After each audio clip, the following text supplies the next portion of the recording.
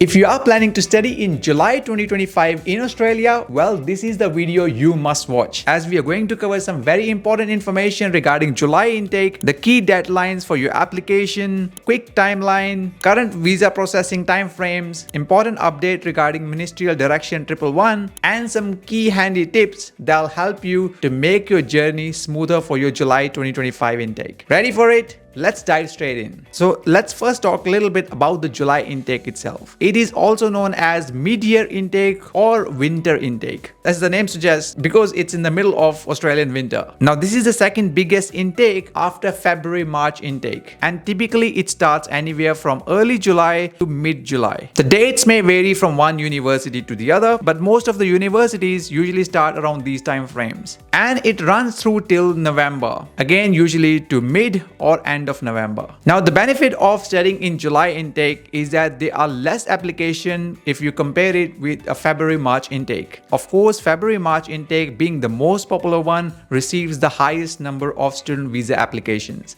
But comparatively, there are less applications in July. So that's a bit of advantage because you are competing with less people. And while there may not be every single course or program available out there in July, majority of them are still available in this intake. So most of the universities offer major courses to international students in July intake as well. However, there are few drawbacks as well. One of them will be the weather. Because it's a winter time, it gets pretty cold, especially in the southern parts of Australia. So if you're planning to study in July intake and winter is not your thing, well, it's not really a great thing then. Mention it gets quite cold and chilly down here. But hey, if you have to study, you have no options, that's what it is. Apart from that, there's also less part-time work available during these winter seasons. Of course, during summer season, as many people go out, there tend to be more job opportunities available. But as the winter sets in, there are less number of people going out, which means less part-time job opportunities. So I'm not saying there are no job opportunities available, but comparatively it will be less. So it might take longer for students to get a part-time job. And also there could be some limited number of scholarships available for the July intake. Majority of the universities offer scholarships specifically for Feb-March intake, but there are chances that there are less number of scholarships available for July intake. Again, there will be few, but comparatively it will be less. Now let's move to the next part, which is about key deadlines for your applications. Now most of the universities in Australia accept applications until the end of March or April. The dates may vary depending upon one university to other, but many universities start closing down their applications for July intake by end of March or somewhere in April. So if you need to apply for your university, you need to be quick. Again, you should check the exact date with the university that you're planning to apply with, as the dates may vary. Similarly, for scholarships as well, most of the universities will accept the applications between these time frames, somewhere before the end of March or in April. So it's important when you're applying for a university that you apply within these deadlines. If you obviously apply it afterwards, well, they might push you for the next intake. So these were some important deadlines that you need to keep in mind. So here's a quick timeline for the July intake students. So with each month passing by, there are few activities these students do. And if you are planning to study in July 2025 intake, these are some of the things you need to keep in mind. The first one is applying for your course. So most of the students apply for the courses somewhere around February or March. Of course, there will be some students who might be applying in April as well, depending upon the university, but most of them apply by February or March. If you haven't applied for it, my suggestion would be to apply for it as soon as possible, as the deadlines are approaching fast. Then after that, once you have got the thing sorted with your university, then the major next step will be to apply for your student visa, which most of the students do around April or May. Now my suggestion here would be to apply it in April if possible. Because of some student visa processing, which we are going to discuss in the next part, it's important that you apply as early as possible. Again, I'll explain more about it in few minutes. And last one is June or July, where students start preparing to arrive in Australia. Most of the students, after getting their student visas, start coming from end of June to early July. That is again second busiest time for international students arrival here in Australia. Now let's move to the next important part, which I'm sure many of you are waiting for, is regarding the current student visa processing timeframes. Now, Department of Home Affairs provide us a bit of guidelines on how much an average it's taking for them to process a student visa. And the time frame they have given us on their website is regarding January 2025, which is around 30 days on an average. So they are saying on an average, it is taking around 30 days for them to process a student visa.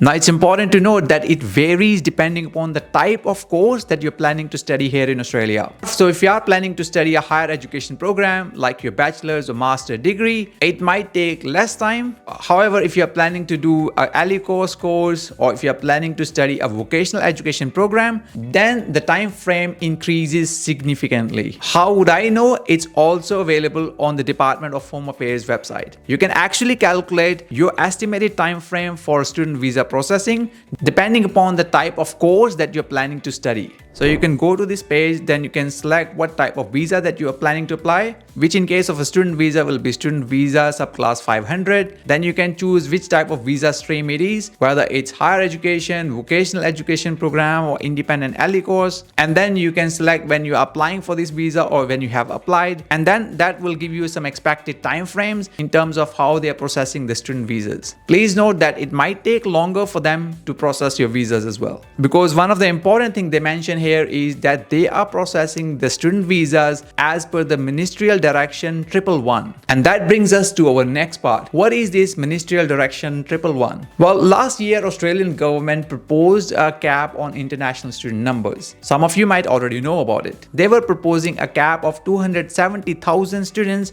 in the year 2025. Fortunately or unfortunately, that didn't go through. So late last year, the government introduced this Ministerial Direction 111, which brought thresholds for student visa processing in Australia, especially for offshore student visa applications. Basically, they are processing the student visas based on two priority levels. Priority 1 is a higher priority, and that is decided if an education provider has not met their 80% threshold of the numbers they were allocated in that 270,000. So basically, your visa gets processed faster if your education provider has not met this 80% threshold yet. If they have already surpassed the 80% threshold, then you are transferred to a standard processing, which you can say might be slower processing. So at the moment, that's how the student visas are being processed. So if an education provider has not met this 80% threshold of their allocated numbers, then the processing for the student visas will be faster. But if they have already met that 80% threshold, well, it will be processed in a standard priority. And that brings me to the last part, which is some tips for July 2025 intake students.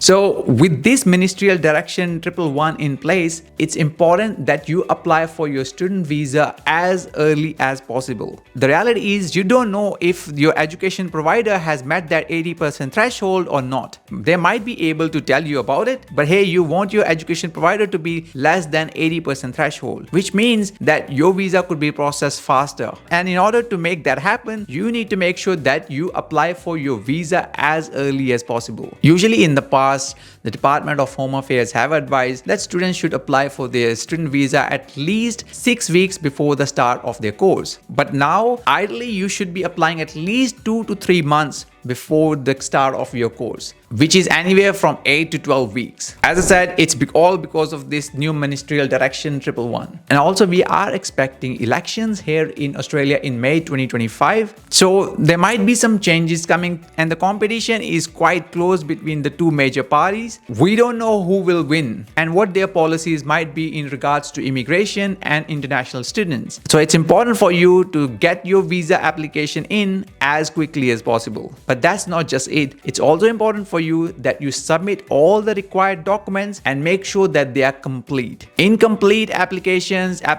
with errors usually take longer time to process. It is actually mentioned in the Department of Home Affairs website also. Make sure to pay special attention to your genuine student requirements and also when you're providing the evidence of your financial support. And once you get your visa sorted, I also request that you start looking for your accommodation as soon as possible. We have been mentioning about it for the last few months now that finding an accommodation in Australia is a big challenge. for international students and for locals as well. And if you are planning to come here, my suggestion would be to start looking for it as soon as you get your visa sorted. If you have your family or friends here, great, that should make your life easier. But if you have nobody here, then you should start looking for your accommodation as soon as you get the visa sorted. If you would like to search for your accommodation, we've got a link in the description box below for a platform that provides a chance for students to search accommodation near their universities or the city they are arriving in. The platform is Amber Student.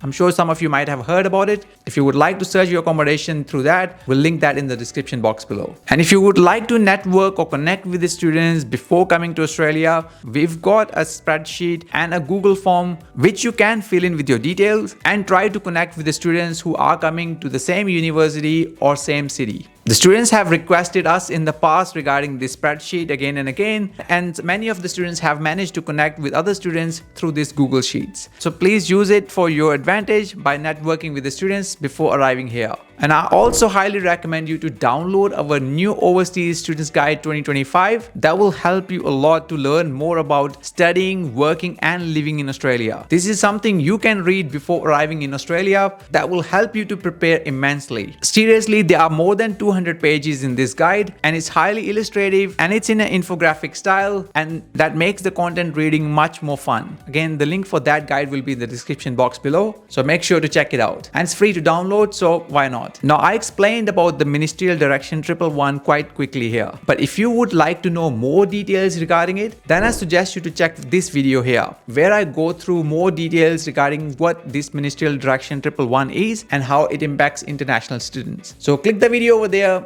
and I'll see you there.